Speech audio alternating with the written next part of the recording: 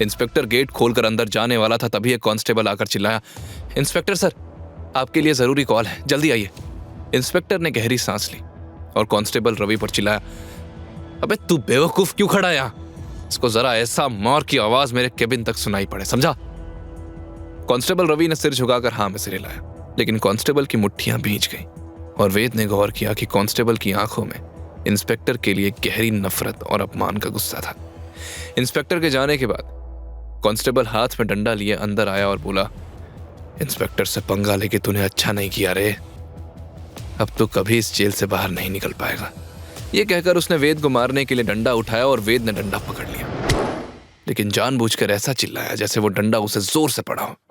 Constable को समझ नहीं आया कि वेद क्या कर रहा है। उसने डंडा वापस खींचने की कोशिश की, लेकिन वेद ने झटके से डंडा खींच लिया और कांस्टेबल की गर्दन को पकड़ लिया और फिर 2-3 बार ऐसे चीखा जैसे उसे बहुत दर्द हो रहा हो। बाहर कैबिन में इंस्पेक्टर वेद की दर्द भरी आवाज सुनकर मुस्कुरा उठा और कॉल पर बोला, सर आप फिक्र मत कीजिए, मैं पैसे की ड्यूटी करता हूं, जिसका पैसा उसका नौकर, यहां अच्छी खातिरदारी हो रही है उसकी। दूसरी तरफ वेद उस हैरान कांस्टेबल रवि के कान में कुछ कह रहा था, जिसे सुनकर कांस्टेबल के चेहरे के एक्सप्रेशंस पल पल बदल रहे थे। अपनी बात पूरी करने के बाद वेद ने रवि को छोड़ दिया। कांस्टेबल रवि लड़खड़ाते हुए सेल से बाहर निकला, तब वेद ने अंतिम चाल चलते हुए कहा, देखो रवि, फैसला तेरा है, लेकिन याद रखना एक बार अच्छा अवसर हाथ से निकल गया तो फिर हाथ नहीं आता।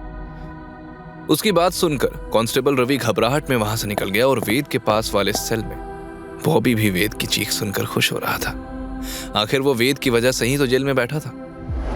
दूसरी तरफ हॉस्पिटल में सावित्री देवी को प्राइवेट वार्ड में शिफ्ट कर दिया था। पूरी फैमिली उनके आसपास मौजूद थी।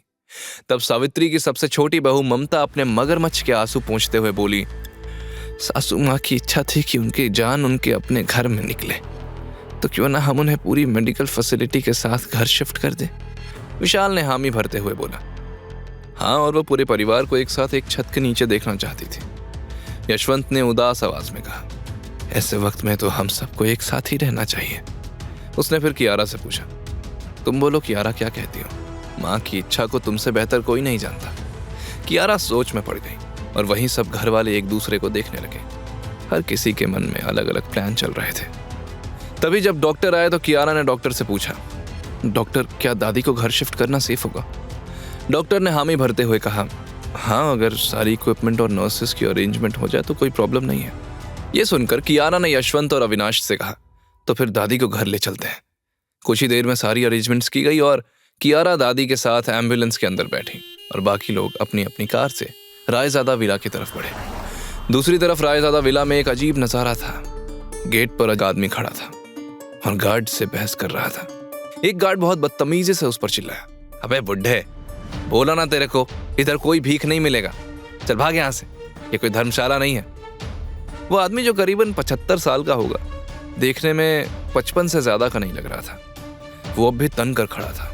उस सख्त लहजे में बोला, मैंने भी कहा ना मुझे सावित्री से मिलना है। सिक्योरिटी गार्ड चिल्लाया, अबे पागल है क्या? अमीरों के घर भीख मांगने आया है, वो भी सीधा बड़ी मालकिन से।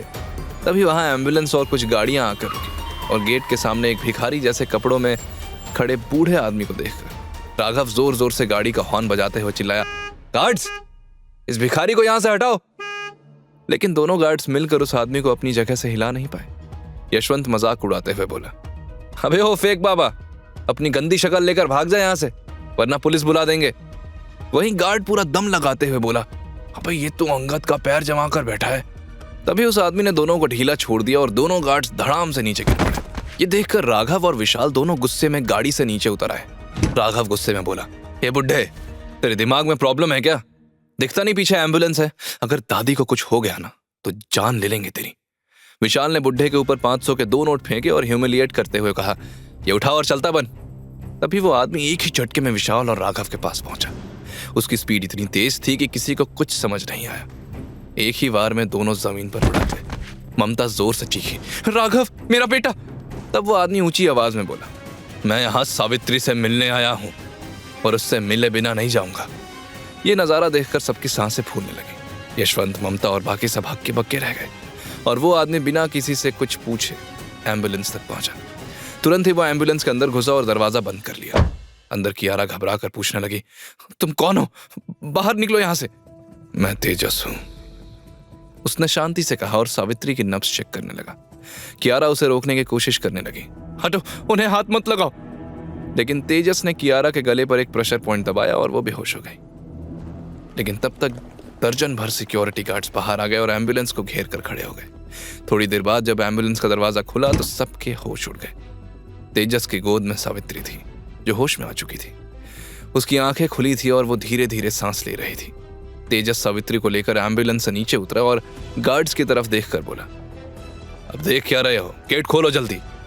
वहीं यशवंत हैरानी से बड़बड़ाया, ये कैसे मुमकिन है? डॉक्टर ने तो कहा था। कियारा भी होश में आ गई थी। वो तेजी से एम्बुलेंस के बाहर आई और सावित्री को सही सलामत देखकर खुशी से बोली, दादी आप ठीक है? सावित्री ने कमजोरी से हाँ में सर हिलाया और धीमी आवाज में बोली, कियारा, ये तेजस है, वेद के गुरु।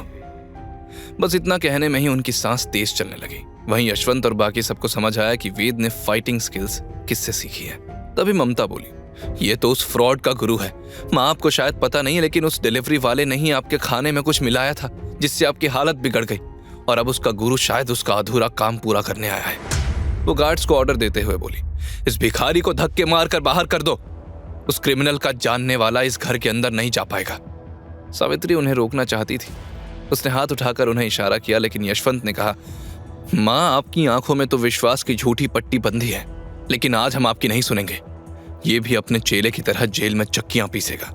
यह सुनकर सावित्री का गुस्सा इतना बढ़ गया था कि वो तेज सांसें लेने लगी, जिसे देखकर तेजस घबरा गए। तभी गार्ड्स ने उन पर हमला कर दिया, लेकिन तेजस की गोद में सावित्री को देखकर कियारा चिल्लाई, रुक जाओ, दादी उनके पास है। अगर तुम लोगों की वजह से दादी को कुछ हुआ तो तुम सब इसके जिम्मेदार होंगे, समझे? यशवंत ने ऊंची आवाज में ऑर्डर दिया, पहले माँ को इससे छीनो। सिक्योरिटी गार्ड्स तुरंत आगे बढ़ने लगे। वहीं दूसरी तरफ एक कांस्टेबल बॉबी के सेल के पास आया और गेट खोलकर बोला, चल, तुझे बगल वाले सेल में रखने का ऑर्डर है। यह सुनकर बॉबी की आंखों में चमक आ गई। वो तुरंत उठ खड़ा हुआ और मन ही मन बोला, तो यशवंत ने अपना काम कर ही दिया, अब बारी मेरी है। कांस्टेबल बॉबी को लेकर बगल वाले सेल के सामने आया। अंदर वेद बैठा था। जैसे ही उसने बॉबी को सामने देखा तो उसके होश ही उड़ गए और बॉबी के चेहरे पर कनिंग स्माइल आ गई। कांस्टेबल ने उसे अंदर डाला और ताला लगाकर चला गया। तब बॉबी वेद को नफरत से देखते हुए उसके ऑपोजिट वाली दीवार पर टिक कर बैठ गया और फिर कुटिल मुस्कान के साथ बोला, तूने मुझे जेल पहुंचाया और अब देख, तुझे भी जेल आना पड़ा। तुझे क्या लगा, तुझे फाइटिंग आती है तो तू दुनिया जीत लेगा? अबे पागल, यहां पैसे और पावर का सिक्का चलता है। आज रात तेरा नामो निशान मिटने वाला है, तो तू तैयार रहना। वहीं वेद के मन में कुछ और ही चल रहा था। इस बॉबी की वजह से जेल से निकलने का मेरा पूरा प्लान चौपट हो गया। अब कुछ और तरीका सोचना पड़ेगा। क्या वेद अपनी इनोसेंस साबित कर पाएगा? क्या वो जेल से निकल पाएगा? आगे की कहानी जानने के लिए देखें अगला एपिसोड सिर्फ पॉकेट एफएम के YouTube चैनल पर, और के फॉर किंग के सारे एपिसोड्स को सुनने के लिए डिस्क्रिप्शन में दी लिंक से डाउनलोड करें पॉकेट एफएम ऐप।